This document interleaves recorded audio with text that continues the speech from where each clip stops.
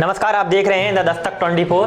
पंचतत्व में विलीन हुए उत्तर प्रदेश राज्य के जिला एटा के गांधी किसान नेता, जिनका नाम था सत्याग्रही दयाराम पागल।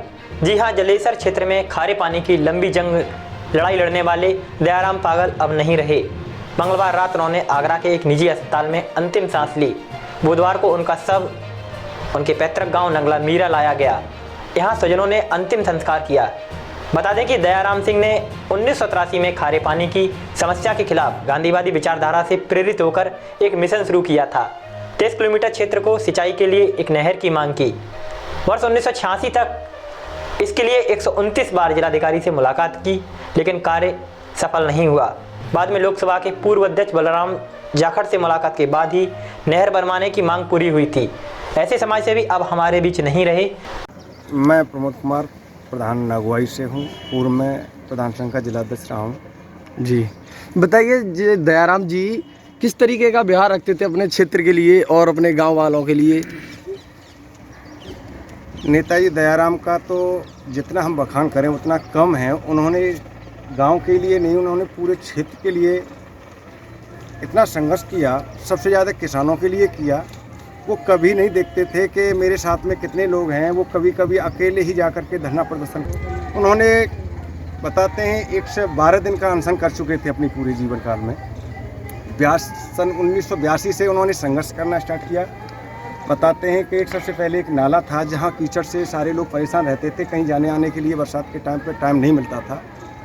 और उनको डीएम साहब के कार्यक्रमों माध्यम से उस नाले को उन्होंने निकलवाया, टंकी बनवाई अपने गांव में। एक मानवई गांव में यहीं पास में ही है। वो चाहते थे कि एक मेरे यहाँ स्वास्थ्य से संबंधित कोई एक हॉस्पिटल खुले, जो आज मानवई में खुलवाया उन्होंने।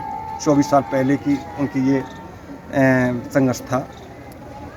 आज करीब 24-25 टंकियां बन रही हैं जो खारे क्षेत्र में, यहाँ से लेकर के नगला मीरा से लेकर के नगवाई, मिसौली और वहाँ गोथुआ तक जाती हैं। 24 टंकियां उन्हीं का परिश्रम था, उनकी मांग थी। डीएम से तो करते ही थे, वो मुख्यमंत्री से मिलते थे, वो प्रधानमंत्री से मिले, वो राष्ट्रपति से मिले, उनके प्रमाण हैं। और उनके सारे रिकॉर्ड आज मैं देखूं तो कम से कम 50 पन्नों में भरा हुआ है, पूरा डिटेल है उनका। वो आज भी उनका डिटेल निकाला जा सकता है।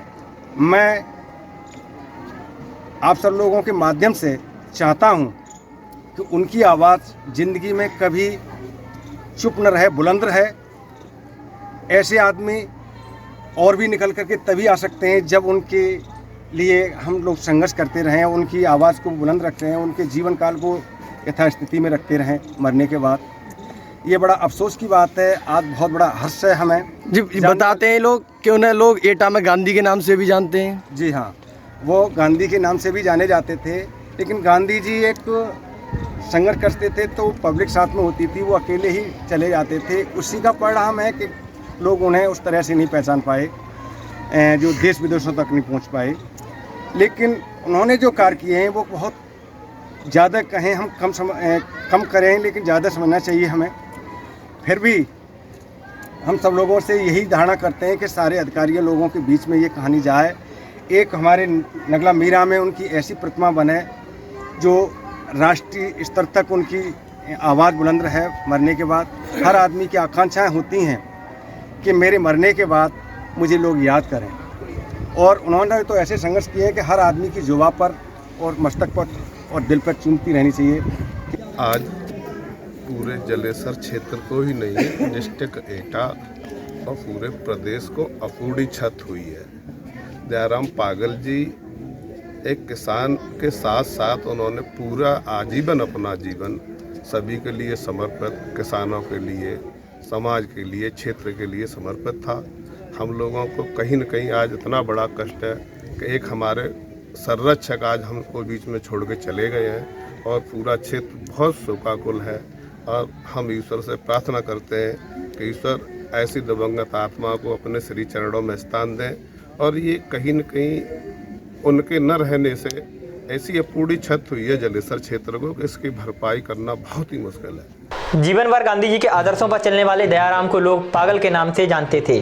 सिंचाई और पेयजल संसाधन के अलावा कई बार तो स्वास्थ्य, सड़क, चक्रोड, व सरकारी जमीन पर अवैध कब्जे हटवाने जैसे जनहित के मुद्दों पर भी उन्होंने आंदोलन किए। कुल मिलाकर उन्होंने अपने जीवन में 16 बार सत्याग्रह किया। इनमें 14 बार वह आमरण अनशन पर बैठे और 84 दिन भूखे पेट रहकर जनता के हक की आवाज़ उठाई। कई बार जेल भी जाना पड़ा। समाजसेवी अन्ना हजारे से प्रभावित हो जाने के बाद उन्होंने अनशन किया। उनके इस जुनून को देखकर कुछ लोग उन्हें पागल कहने लगे, जिसे बुरा ना मान इस शब्द को उन्होंने अपना उपनाम बना दिया। उनके अंतिम संस्कार के दौरान सैकड़ों की संख्या में क्षेत्रीय लोग तथा नेता लोग मौजूद रहे और नम आंखों से उन्हें विदाई दी गई।